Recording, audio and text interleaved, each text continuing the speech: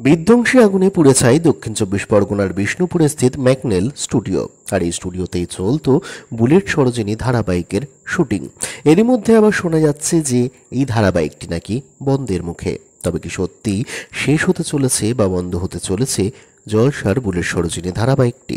সবটাই জানবো আজকের এই ভিডিওতে। বৃহস্পতিবার সন্ধ্যায় হঠাৎ আগুন লাগে এই ম্যাকনেল স্টুডিওতে। আর বিধ্বংসী এই আগুনে পুড়ে ছাই হয়েছে এই স্টুডিওর বেশ কিছু শুটিং ফ্লোর। স্বভাবতই একটা প্রশ্ন সবার মনে জাগবেই যে ঠিক কিভাবে ঘটল এই দুর্ঘটনা। সংবাদ মাধ্যমের প্রতিবেদন থেকে যা জানা যাচ্ছে তা হলো শর্ট সার্কিটের জন্যই নাকি এই দুর্ঘটনাটি ঘটেছে।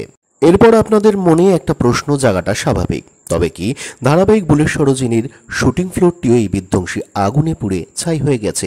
এই প্রশ্নের জবাব জানতে সংবাদ মাধ্যমের তরফ থেকে ধারাবাহিকের নায়ক অভিষেক বীর শর্মার সঙ্গে যোগাযোগ করা হলে অভিনেতা জানান, আমাদের বুলেট সরোজিনীর শুটিং ফ্লোরে কোনো ক্ষয়ক্ষতি হয়নি। এদিন আমাদের তাড়াতাড়ি প্যাক আপ হয়ে গিয়েছিল।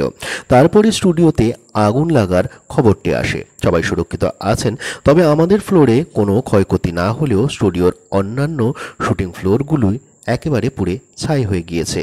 শুক্রবার আমাদের শুটিং বন্ধ রয়েছে, শনিবার ফের শুটিং শুরু হবে। প্রসঙ্গত জানিয়ে রাখা ভালো, এই ভয়াবহ অগ্নিকাণ্ডে যে সকল শুটিং ফ্লোরগুলো পুড়ে ছাই হয়ে গিয়েছিল তার মধ্যে কিছু শুটিং ফ্লোরতে কিন্তু শুটিং হয়েছে 2 শালিক এবং মালা বদলের মতো হিট ধারাবাহিকগুলির।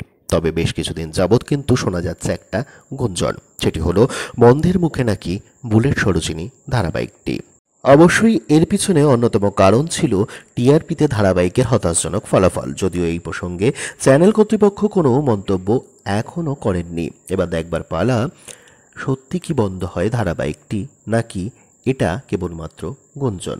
আপনাদের কেমন লাগে ধারাবাহিকটি জানান আপনাদের মূল্যবান বক্তব্য কমেন্ট সেকশনে একটা কমেন্টের মাধ্যমে।